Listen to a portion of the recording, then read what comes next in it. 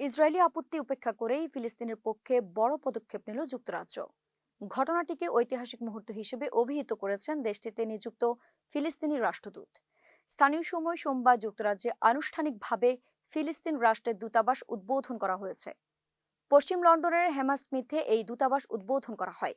যুক্তরাজ্যে নিযুক্ত ফিলিস্তিনি রাষ্ট্রদূত হুসাম জমরোথ জানান, এই দূতাবাস প্রতিষ্ঠা ব্রিটেন ফিলিস্তিন সম্পর্কের ক্ষেত্রে একটি গুরুত্বপূর্ণ মাইলফলক।